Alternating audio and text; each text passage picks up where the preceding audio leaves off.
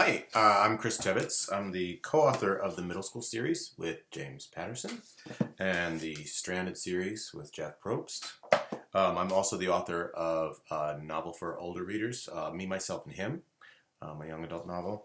And we're going to be doing a quick workshop today focusing on character. So you can invent as you go along, making up a new character for a story you might create. You can use a character from a story you've already written or a story in progress. Or you can also just use yourself as sort of the base character when you're trying to answer the questions that I'm going to throw at you over the course of this mini workshop. And specifically, I'm going to look at 4 elements of character. What does your character want? Is the character emotionally believable? How do you bring some dimension into your character? And how does your character change? I just said those out of order. That's not the order I'm going to do them in, but I'm sure you'll be able to keep up. So, starting with want. For me, that's the engine in the car of the story, or the engine in the car that is the character, however you want to take it. It's a thing that drives your character through the story, the thing that they want more than anything. Like, for instance, my characters in Stranded, who are stranded on an island in the South Pacific, what they want more than anything, their desire is to go home. They need to survive long enough on this island to get off the island and go home again. If you've read Middle School, The Worst Years of My Life, you'll know that our character Rafe wants more than anything in this story to break every rule in the school handbook. And it's that desire that drives the whole story along. That's what most of the story is about. Every chapter is about moving him either toward or away from that goal, for the most part. So what does your character want? Some wants are going to be more tangible than others. As I mentioned before, in Stranded, the characters want to survive. It's very specific. As opposed to Jacqueline Woodson's Brown Girl Dreaming, for instance. That character wants to be a writer, but you don't see her pursuing it at every turn. It's a want that's coming from deeper inside of her. And I'm going to add a PS here, because I mentioned before that you could use yourself as a character, which is totally fair game. You could put that character based on yourself into a made-up story, or it could be a story you're writing about something that once happened to you. So go ahead, hit pause, and write that down for yourself. What does your character want more than anything? Okay, so next question about your character. How does your character change by the end of the story? I would say that question is, if not as important as what the character wants, it's almost equally important. Some people will say, if there's no change, there's no story. Some people might disagree with that, but for the most part, every character I've ever written undergoes some sort of change inside of themselves, as well as whatever changes are going on in the world, the external world around them. I'm always thinking about 2 halves of my story, or 2 parts of my story. The internal story, what's going on for the character emotionally, and the external story, what's the actual plot going on in the physical world around them. So Rafe is coming to grips with a lot of his own history. He's learning to be a better person on the inside, while on the outside he is pranking and scheming his way through the plan to break every rule in the school handbook. So again, go ahead and pause and write down for yourself, wherever you're taking notes. How does your character change by the end of the story?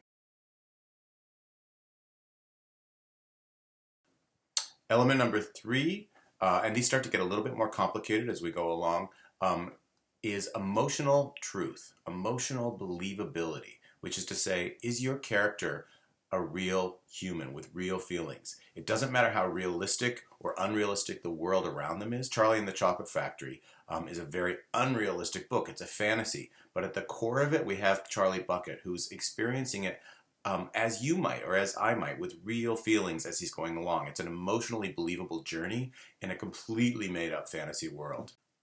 In my work with James Patterson, he's taught me to think about things as realistic versus credible, which is to say, some stories, yes, are perfectly realistic, like Me, Myself, and Him, the book of my own there, The Hate You Give, New Kid, To Kill a Mockingbird, all realistic books. The other ones, the ones that are less realistic, like Middle School, The Worst Years of My Life, Charlie and the Chocolate Factory I mentioned, The Jumbies by Tracy Baptiste, which you should check out if you haven't already, and The Hunger Games. Again, unrealistic, but are they credible? Which is to say, does the reader believe the character's experience inside that incredible world?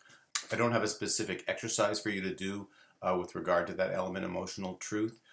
For me as a writer, it's the kind of thing where I sort of know it if I feel it as I'm reading my own pages, as I'm reading my own story. If I buy it great. If I don't buy it, then it means I have some revision to do. I had an editor who used to say to me, when my characters were behaving in a way that didn't feel realistic to her, emotionally realistic to her, she'd say, I can see the strings, as in she could see me playing Puppet Master, making my characters do what I needed them to do, as opposed to what they might actually do, what would feel emotionally realistic in the given situation.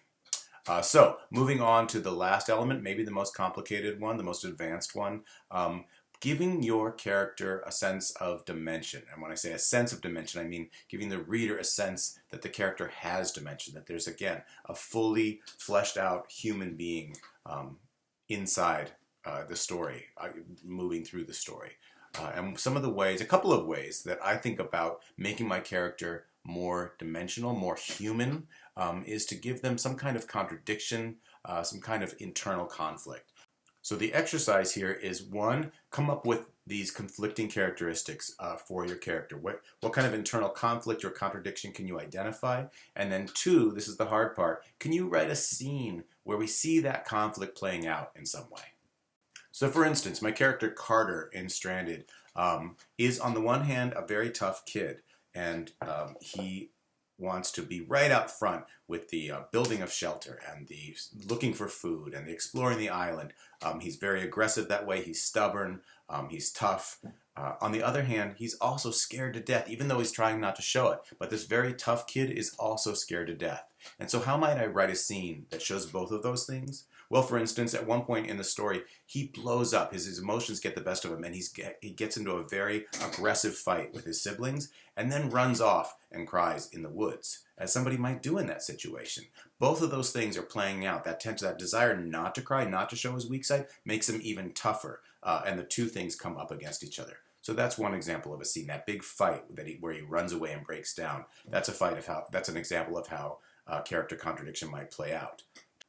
Or, using Rafe as an example, this is a kid who wants to break every rule in the school handbook. He really likes pranking and pulling off these kind of stunts all throughout the book. He knows he's breaking the rules, but he enjoys it too. That's the kind of kid he is.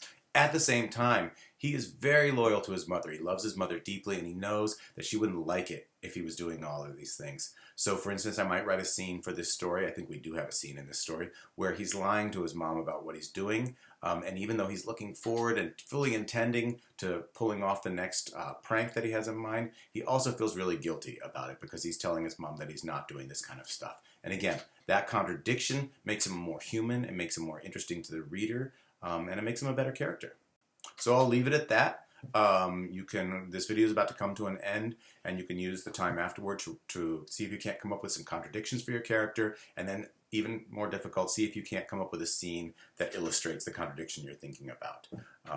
You can always reach me at my website, christebbetts.com. By all means, let me know if you have any questions about this video, or if you want to share any work, send it my way. Happy writing, happy reading, and bye.